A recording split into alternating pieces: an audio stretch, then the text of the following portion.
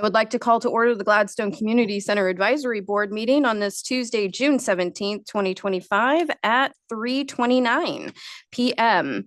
I will now read into the record that the City of Gladstone is abiding by guidelines set forth in House Bill 2560, which requires the governing body of the public body, to extent reasonably possible, to make all meetings accessible remotely through technological means and provide opportunity for members of general public to remotely submit oral and written testimony during meetings to extent in-person oral and written testimony is allowed. Therefore, this meeting will be open to the public, both in person and virtually, using the Zoom platform.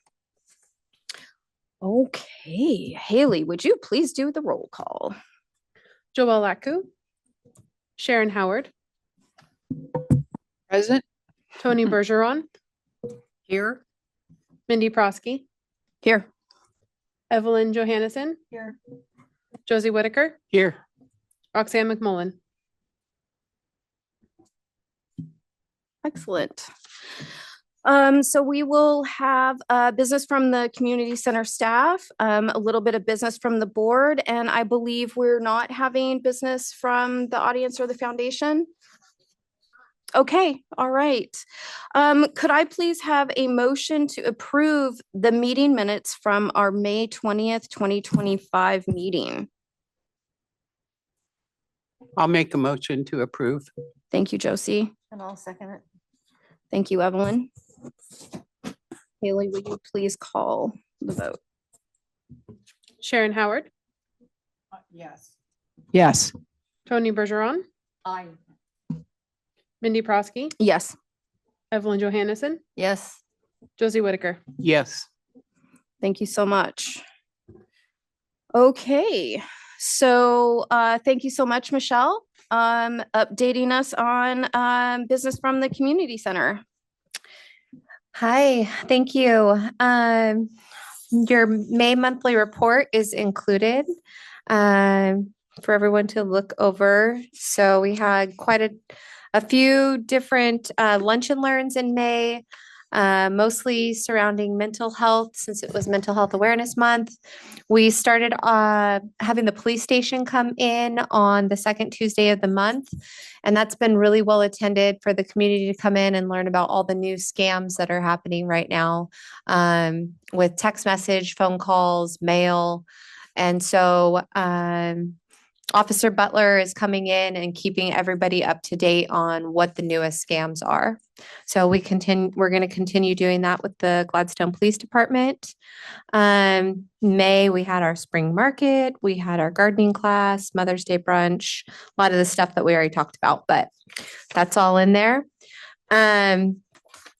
Moving into our current events, last Friday, we had our first Music on the Greens, City of Gladstone's live music series that we do on the second Friday of each month in the summer from June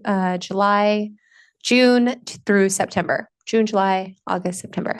Yes. It was really well attended. Last time I had counted, there was 200 plus people there. People were coming and going the whole time. The band was really great, even though they played all their own original music. They sounded awesome. So everyone really seemed to enjoy them. There was a ton of people, there was a ton of children dancing. And Rotary came and served hamburgers and hot dogs. They sold out of all their hamburgers and hot dogs. So yeah, I thought it was a really good kickoff. It was a little bit chilly, but didn't seem to stop people. And we will have our next one in July, the second Friday in July. Tomorrow, we're going to have Oregon Black Pioneers come in and do a presentation on York, who was the only African American in the Lewis and Clark expedition. And they are going to kind of kick off Juneteenth tomorrow with that presentation to bring some African American history that's relevant to right here in this area. So I'm pretty excited about them coming in. I'm sure they're going to talk a lot about a lot of stuff that I've never heard before and that's not necessarily written in history books. So looking forward to that. I hope it's well attended. We're getting ready to put out in the July newsletter the registration form for the Gladstone Community Center's classes. And so I've been playing with that. It's due tomorrow. I haven't turned it in yet because I just keep tweaking it. But this is it. And we decided printing is very expensive for the newsletter. And so we didn't want to put out, I didn't want to put out a single sheet just to see how this would be received by the community. So with moving everything around, I think that this gives all the information. People will be able to see what classes that we're going to offer. They're going to know that they can go online, they can click on a link and get all the information about the classes. They can call, they can come in. And I feel like this is going to put out that message in our newsletter. So we'll see. This is all trial and error. If we get feedback for the next term, maybe we'll do it different and have a loose leaf piece of paper in there so people can just fill out that registration form right there. So yeah, just getting ready for that. We have all the teachers in place, doing all their onboarding, their contracts, getting their W-9s, all that kind of stuff worked out. And it's all going really smoothly. So looking forward to getting that started in September, kind of using this summer to prepare for all of that, make sure that we have all our supplies and that everything is ready to go. And, hopefully we get a lot of people that sign up. We'll see. That's basically all I have. So we have June has been, we're closed on Friday or Thursday, but it's been a busy month as well. We've had a lot of lunch and learns, live music. We started the make and take craft. Our adventure trips are going strong. Yeah, any questions? Go ahead. How did today's lunch and learn go? Today's lunch and learn, everyone seemed receptive. Today's lunch and learn was homebound, where it's individuals that are houseless, that are still in high school, and they need a place to live to get their diploma, to not stress as they're trying to finish out their high school career. It's actually very common that kids 16 and up are not necessarily in the system and they are just houseless. And so Homebound tries to basically find families to host these kids for the rest of their time in high school. It's usually their senior year that they're looking at. They didn't get anyone to sign up, but there was a lot of great questions and I feel like it was well received. So who knows? People did take flyers. So maybe people in the audience know somebody who would like to house some of those kiddos that are right here in Gladstone, actually. So, and I didn't realize that. So it was actually eye-opening to me that we do have houseless teens going to the high school here. So Do you know the numbers of kids that are?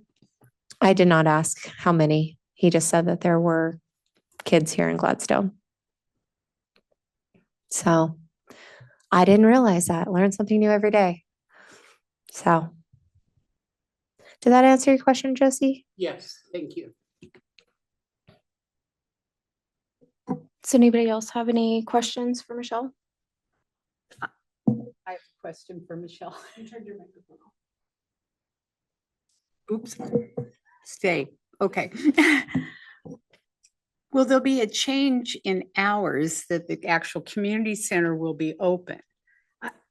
That's a great question. And I've been tossing that around. It's been hard to plan because of staffing. So as soon as we get fully staffed, we're interviewing next week for the client service coordinator position. And then the budget is, restarts in July. And hopefully we will have a nutrition caterer position that will be approved if that is adopted. And that'll be a staff of 4.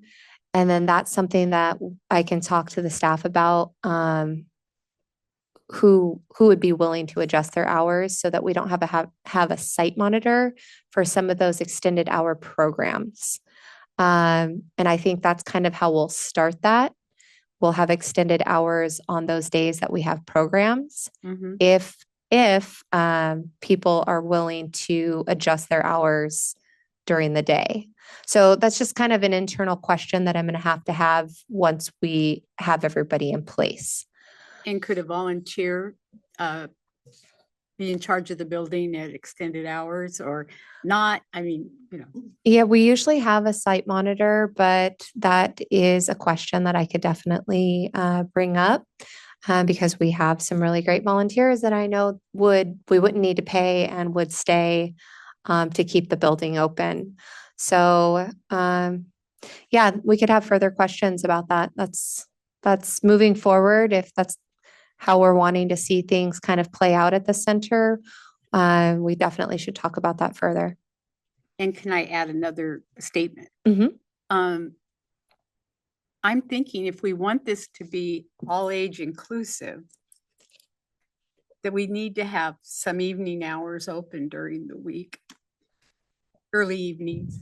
People, are working their day shift jobs and can't come in during, other than seniors who've retired and, have the time. So, I'm seeing that kind of as a barrier to intergenerational use of the building. I 100% agree with you. Okay. So I do think maybe that could be something that we work on after our summer break moving forward for sure. If you guys are open to that, kind of coming up with a game plan. I just wanted to say something about that is, I'm aware of at least one person that's had the keys that when a full-time staff is not there. But keep in mind that there's a lot to do with if you're working for the county and if there's an emergency that happens when you had even a volunteer there, they'd have to be trained to be able to handle those emergencies and somebody that felt comfortable enough with that. So I think that's a lot of responsibility for somebody that's not a full or almost full-time county worker. So, or city worker rather. Yeah, city. But still it's kind of similar. I've worked for the county before. So I think that there's that is really has to be a consideration. Yeah, thank you for that. Yeah. I think that is entirely appropriate for us to pick back up in the fall. Our next meeting will be in September, and we can put something on the agenda to kind of have a little bit more of a robust discussion about, what does it look like to possibly extend hours? What does it look like for volunteers? What are the legalities around that? And those were all really, really great questions. Thank you so much. Okay. Does anybody else have anything? Okay, great. Thanks so much, Michelle. Okay, not a lot of business from the board today. All I have really is just reminder to sign up for those classes once once you see the sign up sheet, or all the different ways that you're going to be able to sign up for those classes when those are available this summer. I am looking forward to signing up for something myself. And then we are circling back around to talk about the volunteer sign up for the, yes. So Michelle has graciously brought in a sign up sheet for us to pick a time slot to volunteer at the community center table at the Gladstone Community Festival, which is on August 1st and 2nd. Can you remind me, It's only going to be the second this year. Thank you. So they have enough people already to cover the Friday. So, sorry. They're not going to have it on Friday. Oh, It's just going to be on Saturday. oh, I'm so sorry. Thank you. Okay, so we just need the second. Excuse me. Okay, so we just need to sign up for a shift to cover the Saturday. And they're usually in 2-hour shifts, is that correct? Correct. We have 10 to 12, 12 to 2, 2 to 4, and 4 to 6. So Excellent. if anyone wants this Okay. after we adjourn, I can bring it up to you guys. Okay, great. So if anybody is available, please do sign up for a shift if you can. I do every year and I always really, really like it.